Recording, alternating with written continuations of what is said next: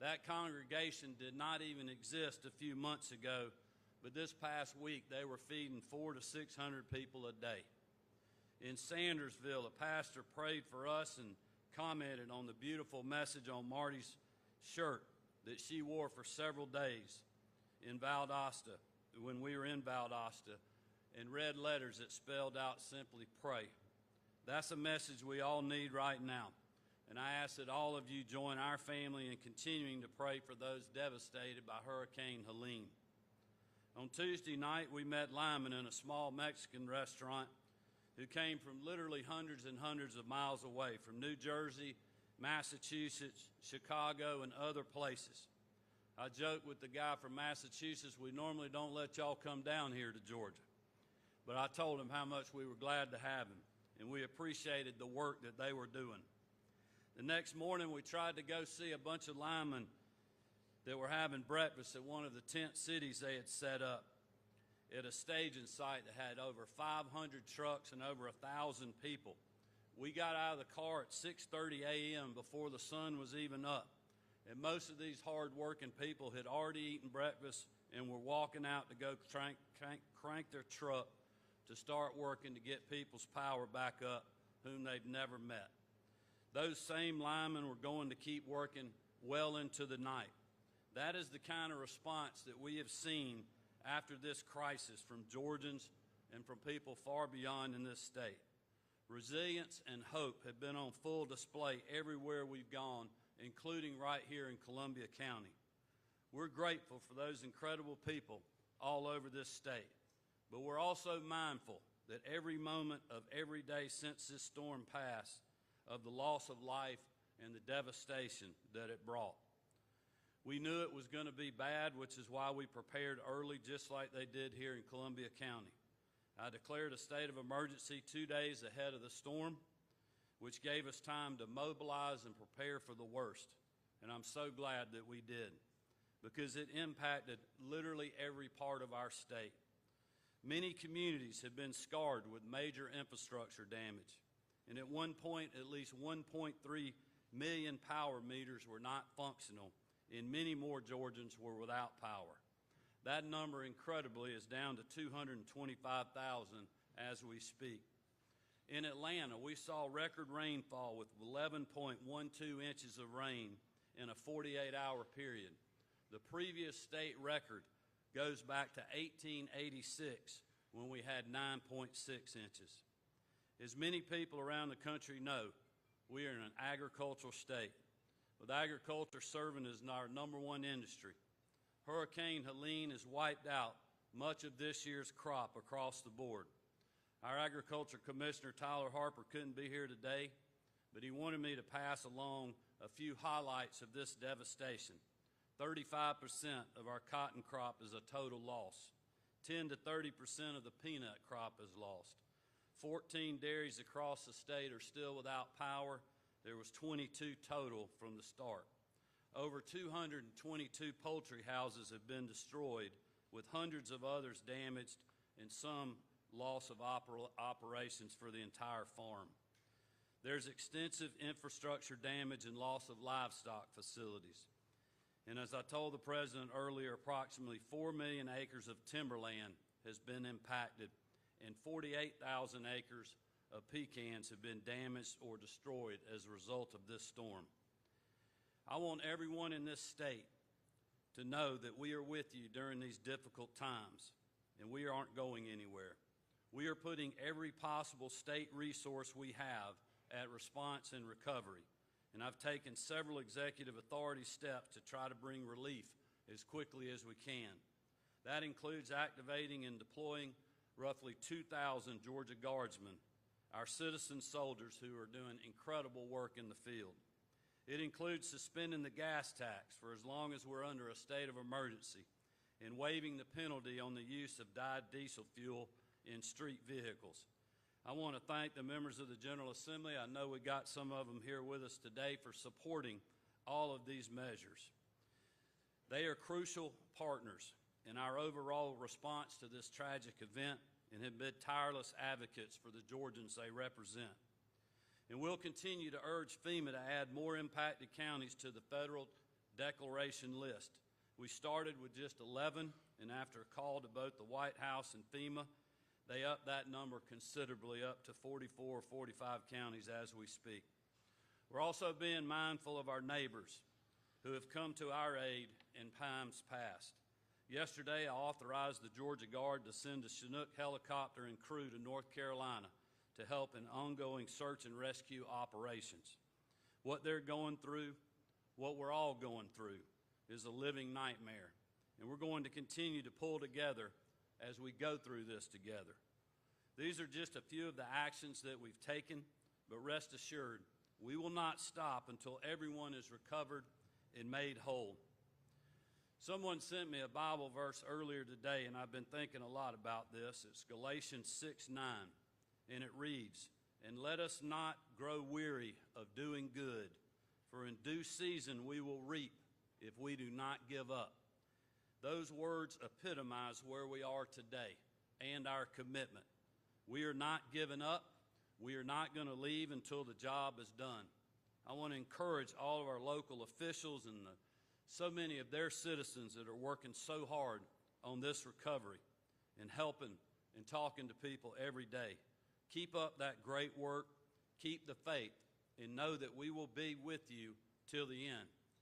It is my honor, and I want to thank President Trump for coming back to our state again for the second time to view storm damage and keep a national focus on our state as we recover. I hope you'll welcome the 45th President of the United States, Donald Trump. Mr. President.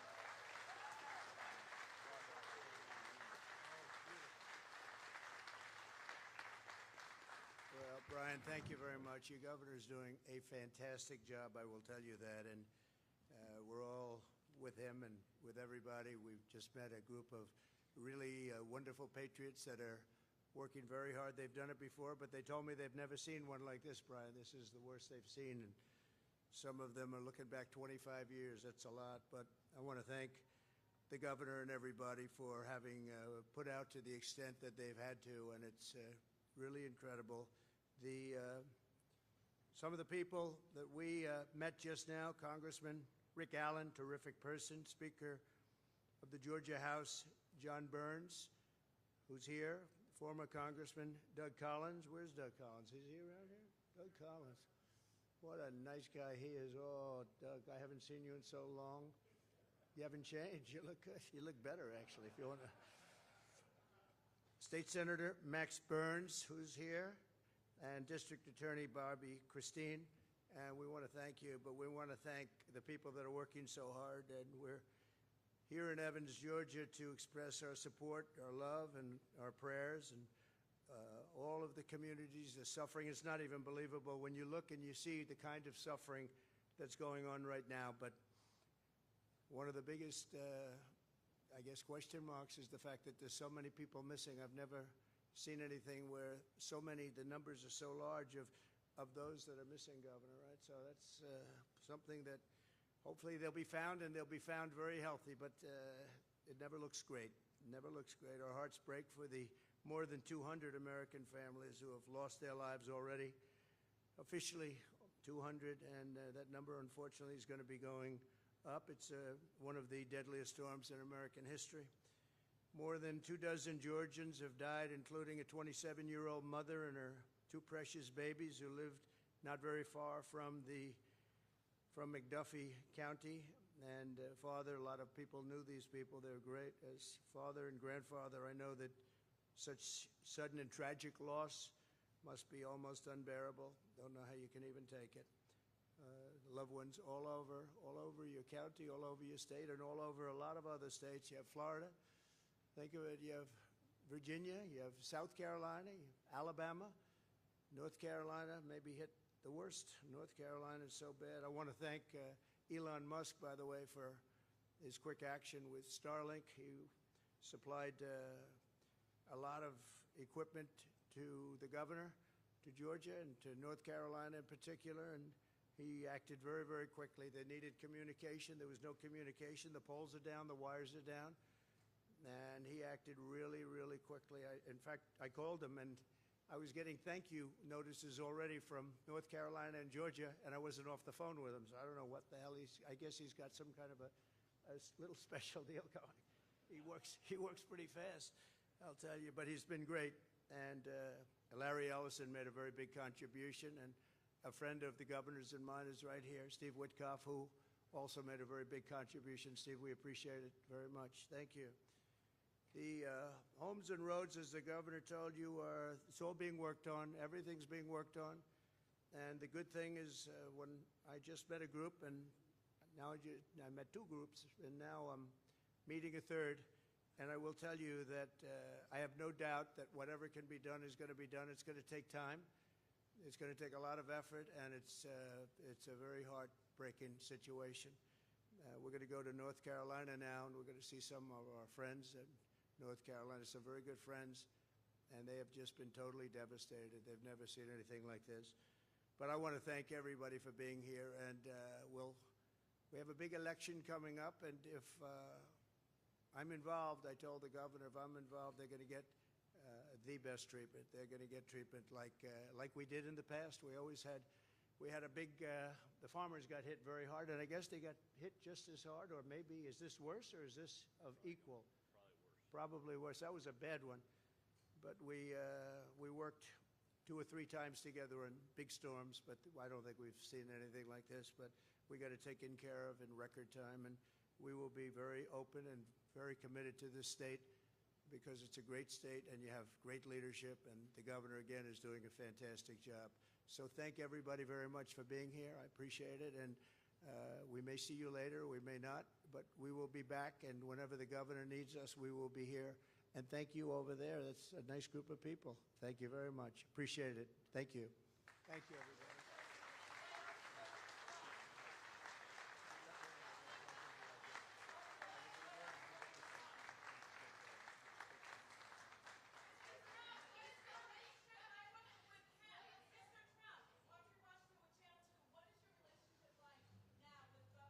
It's great. No. It's great. No, we work together. We've always worked together very well.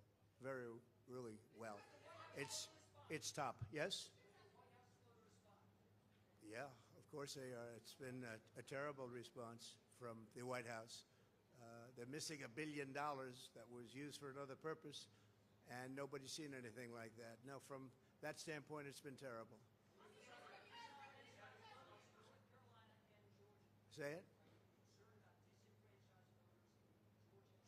I'm not thinking about voters right now. I'm thinking about lives, and to be honest, it's much bigger than anything else, but we're thinking about lives, a lot of lives lost, a lot of people missing, and that's what I'd be focused on right now.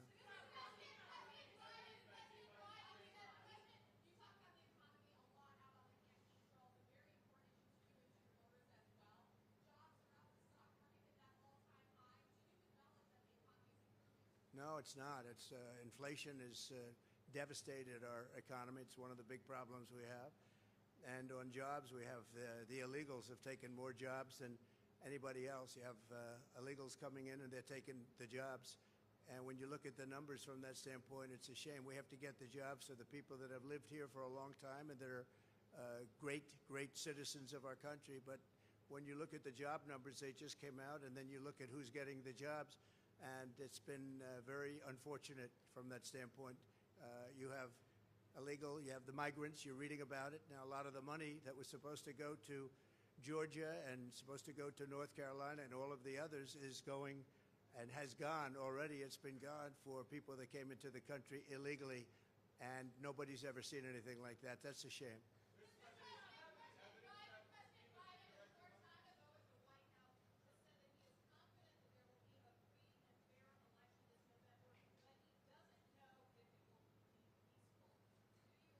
I don't know anything about what he said. I only can hope that it's going to be free and fair, and I think in this state it will be, and I hope in every state it will be, and I think we're going to do very well, but right now we're focused on this. We're not focused on the election.